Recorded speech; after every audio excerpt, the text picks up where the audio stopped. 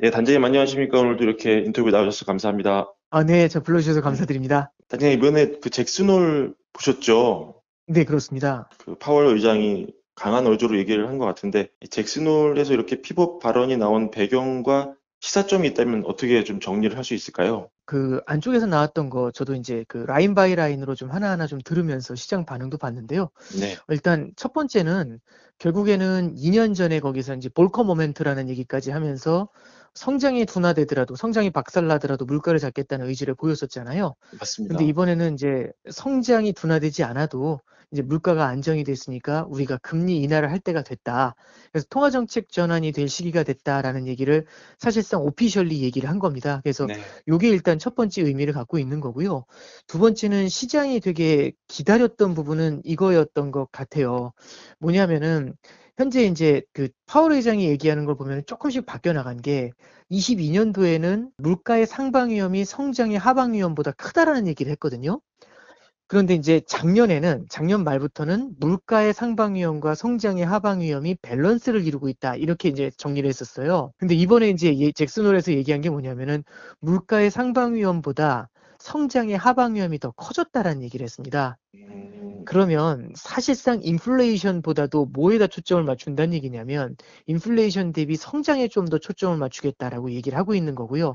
그러면은 인플레이션율이 아직 남아 있더라도 금리를 인하할 수 있는 룸을 좀 열어놨다. 요렇게 얘기를 하고 있는 겁니다. 그러면서 네, 이제 여기에 이제 후속으로 뭐라고 얘기를 하냐면 지금 현재의 성장률보다 만약에 성장이 지금보다 더 둔화되는 걸 우리는 원하지 않는다. 만약에 성장이 둔화된다면 그걸 막기 위해 우리는 무엇이든 할 것이다라고 해가지고 we will do everything이라는 표현을 쓰고 있죠. 음, 그래서 무엇이든 할 거라는 얘기를 여기다 이제 붙여버렸던 겁니다.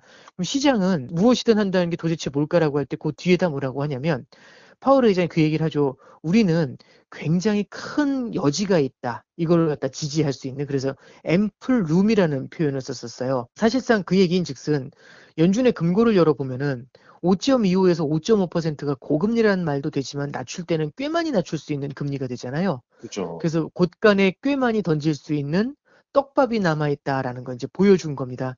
그러면 음, 이런 것들 쭉 정리를 해보면은 결국엔 파월 의장이 금리 인하를 갖다 공식적으로 선언을 했고 성장이 둔화될 것 같다라면은 여기서 무엇이든 할 수 있으니까 시장에선 사실 금리 인하는 사실 기정사실이라고 봤고요. 9월 달에. 네, 그것보다는 얼마나 인하를 할지 어느 정도의 속도로 갈지 그리고 끝에는 어느 정도에서 끝나게 될지 요런 것들에 대한 힌트를 얻고 싶었던 거거든요.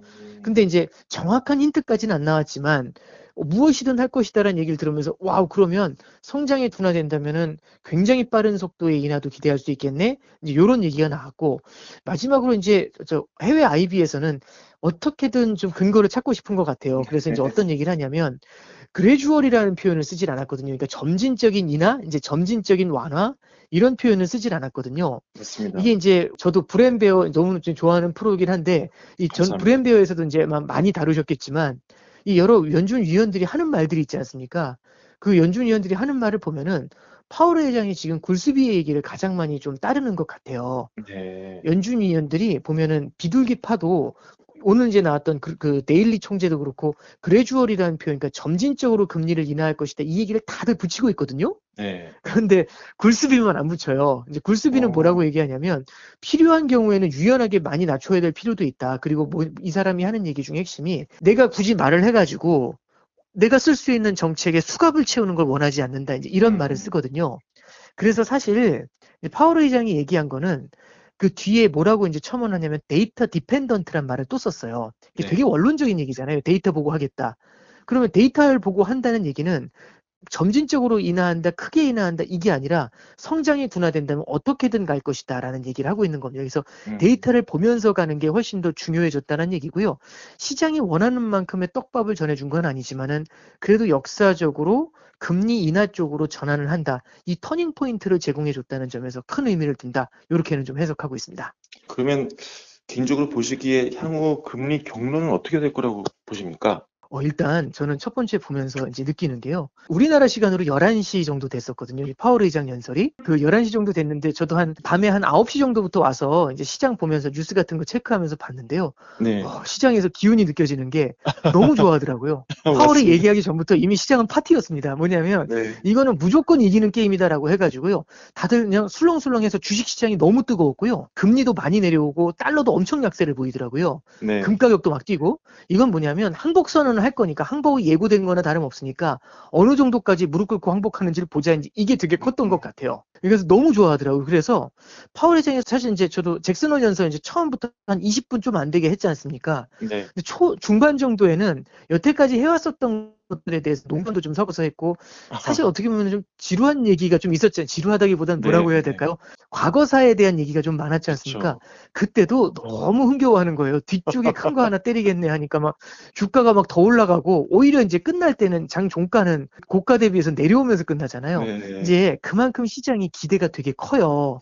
그리고 그 기대는요, 기본적으로 기준금리 인하에 대한 연준과의 괴리를 또 만들고 있다라고 생각을 합니다. 그래서 지금 3번의 FOMC가 남아있는데 3번의 FOMC에서 연내 BP를 인하한다고 얘기를 하고 있고요.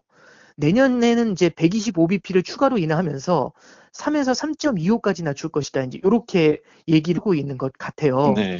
근데 이제 저는 좀 한 가지 걱정을 하고 있는 게 뭐냐면 요번이 이제 3번째라고 생각을 하는데 파월 의장이 무언가 금리 인하에 대한 시그널을 살짝 던질 때마다 시장이 과도하게 앞서가거든요. 그 대표적인 케이스가 22년도 11월 달에 금리 인상의 속도를 조절할 때가 됐다라는 얘기를 하니까 네. 바로 시장에서는 리세션을 프라이싱 하면서 23년도에는 9월부터 해서 200bp 인하 이걸 딱 때려버리더라고요. 그거 아마 기억이 나실 겁니다. 그게 22년도 말이었고요. 네. 그 다음에 작년도에도 보시면 23년도 11월 달에 갑자기 금리 인상은 거의 끝난 것 같다라고 생뚱맞게 갑자기 얘기를 한 거예요. 그 2주 네. 전만 해도 금리 인상 더 한다 이렇게 했다가 확 바꿔버렸고 23년도 12월 FOMC에서 갑자기 등장해가지고 하는 얘기가 금리 인하할 준비가 됐다. 이제 이런 얘기를 했거든요. 네. 그래서 이제 그때부터 또 한 번 시장이 깜짝 놀라면서 그 말을 듣자마자 올해 초에 아마 기억하시겠지만 연내 7번 금리 인하한다 이 얘기가 나왔었습니다. 네. 그래서 연준에서는 점도표에 3번이나 한다 찍었었고 시장에서는 말도 안 되는 소리 7번은 인하해야지 이렇게 하면서 연준과 시장의 괴리가 굉장히 크게 벌어졌거든요. 네. 이번에도 마찬가지인 것 같아요. 금리 인하를 시사하자마자 굉장히 빠른 폭의 금리 인하를 프라이싱을 하면서 지금 말씀드렸던 것처럼 내년까지 3%까지 금리를 끌어내릴 것이다. 이제 이렇게 기대를 좀 하고 있는 것 같습니다. 저는 요렇게 금리 인하에 대한 기대가 좀 많이 좀 뭐라고 해야 될까요? 좀 과하게 나가 있는 것 같고요. 이게 참 독특한 것 같아요. 예를 들어서 이제 시장이 영악한 어린아이고 연준이 이제 부모 어른이라고 본다면 애가 너무 힘들어하면은 그때마다 사탕을 줘야 되는데 애는 알고 있는 거죠. 자기가 힘들어할 때마다 사탕을 준다는 걸. 그래서 이제 힘들어하는 표정을 지으니까 이제 어른이 사탕을 주려고 이제 주섬주섬 이제 사탕 주머니에 손을 넣었어요. 그랬더니 빙긋 웃고 있는 겁니다. 그럼 여기서 이제 무슨 얘기냐면은 어른은 사탕을 줘야 될까 말아야 될까 이 질문이 던져지는 거거든요. 그러니까 무슨 말씀이냐면 주식시장이 저렇게 벌써 파티를 하고 있어서 웃고 있는데 여기다 대면서 경기 둔화를 갖다가 감안을 하면서 시장이 원하는 만큼 금리 인하를 던져줘야 될까? 이제 여기에 대한 질문이 이제 남게 되는 거죠. 네. 그래서 저는 여기서도 또 금리 인하를 한다 안 한다를 떠나서 이건 한다라는 거는 이제 어느 정도는 기정사실화 됐지만 네. 이게 이제 시장이 기대하는 만큼의 금리 인하 요건 좀 어려울 것 같습니다. 그래서 아마 기억하시겠지만 제가 월가월부에서도 브랜베어에서도 이제 인터뷰할 때 항상 말씀드렸던 게 시장이 기대하는 것보다는 늦게 시장이 원하는 것보다는 적게 금리 인상을 할 것 같다. 이제 그런 말씀을 좀 드렸었어요. 그러니까 네. 시장의 기대에는 못 미치게 뭔가 긴축이나 완화를 할 것 같다라는 말씀을 드렸는데 이번에도요. 시장이 원하는 것보다는 늦게 금리 인하를 할 것 같고요. 시장이 원하는 것보다는 적게 금리 인하를 할 것 같습니다. 그렇군요.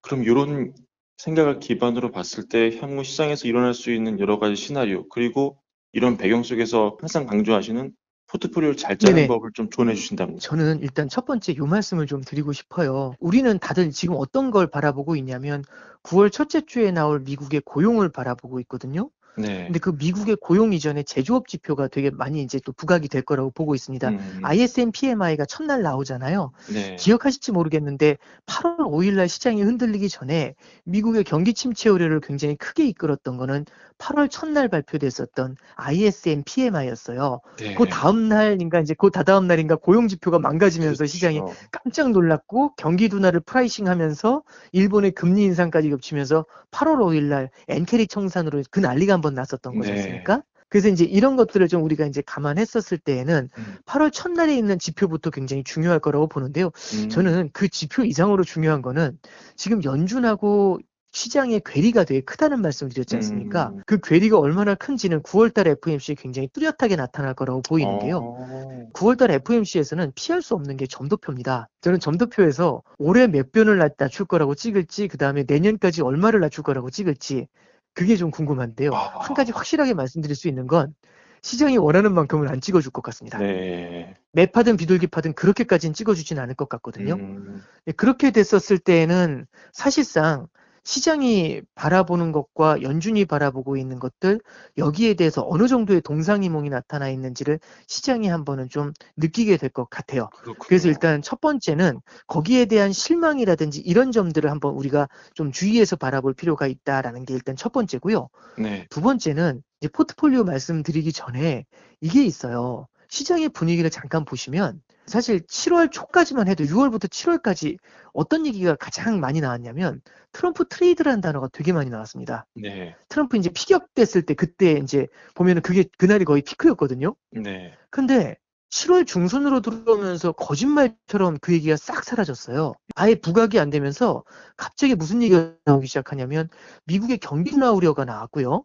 그리고 금리 인하에 대한 얘기가 나왔고 이게 자연스럽게 엔캐리 트레이드 청산에 대한 얘기로 흘러가면서 네. 8, 9월을 화려하게 장식을 하고 있습니다.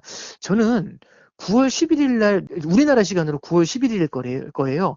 그날 미국에 이제 그 대선 토론회가 있잖아요. TV 토론회. 네.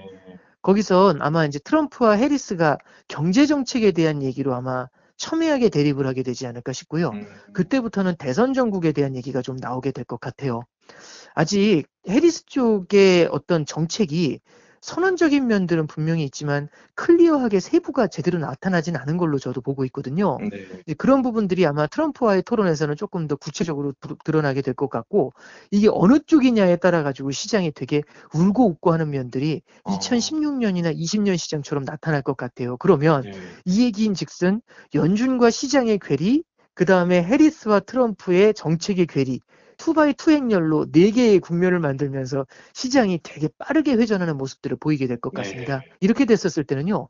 포트폴리오에서 정해져 있는 상관관계 이런 거 되게 조심하셔야 될 것 같아요. 네. 그럼 정해져 있는 상관관계가 대표적인 게 뭐가 있냐면 우리는 주가가 빠지면 달러가 강해진다고 배웠지 않습니까? 음. 일반적으로.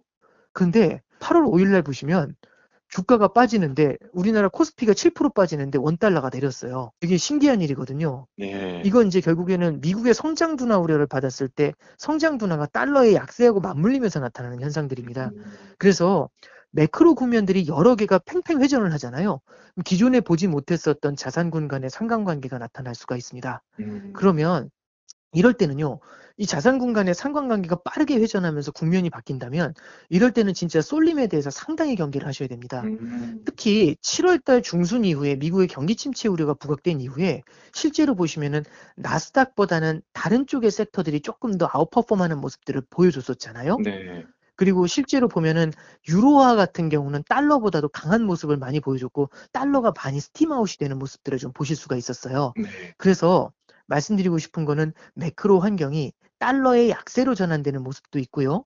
그리고 두 번째는 유로의 강세 모멘트도 있고 미국의 금리 인하 모멘트에 일본도 금리 인상으로 갈 수 있는 모멘트들이 겹치게 되겠죠. 네. 그러면 지난 몇 년간 이어왔었던 환경에서 크게 바뀌는 모습이 나타나는 겁니다. 음. 그러면은 이어왔었던 관성이 있고 바뀌려는 반작용이 있는 거잖아요. 이 네. 사이에서 아마 매크로가 되게 빠르게 흔들릴 것 같고요. 그럼 자산군 간의 유불리가 수시로 바뀌게 되면서 쏠림형 포트폴리오 같은 경우는 굉장히 불안한 모습을 보이게 될 것 어. 같아요. 그래서 다시 한번 말씀드리고 싶은 게 넓게 깔고 가는 전략들 네. 이런 게 가장 중요할 것 같다. 다시 한번 강조해 드립니다. 알겠습니다. 이렇게 넓게 깔고 가는 포트폴리오 전략을 우선시해야 되지만 그래도 우리 단장님께서 월갈고 시청자분들에게만 좀 몰래 알려줄 수 있는, 이런 거는 내가 봐도 좀 유망해 보인다. 이런 거 아, 예, 있으면 예, 예. 한두 개만 좀 부탁드려도 될까요? 유망하다라는 말씀보다는요. 이제 요즘 가장 많이 물어보시는 것 중에 금 물어보시는 분들이 굉장히 네, 많으세요.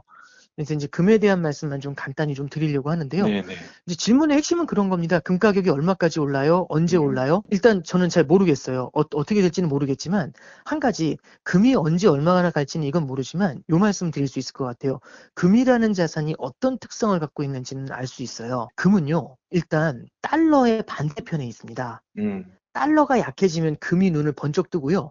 달러가 약해진다는 것에 대해서 그 어떤 자산보다 리트머스 시험지처럼 빠르게 반응을 하거든요. 그러면 자연스럽게 그럼 달러는 언제 약해지는데 이렇게 가는데 한 국가의 통화를 볼 때 그 통화의 가치는 그 나라의 성장과 금리를 봅니다. 네. 그 나라의 성장이 탄탄하고 그 나라의 금리가 높잖아요.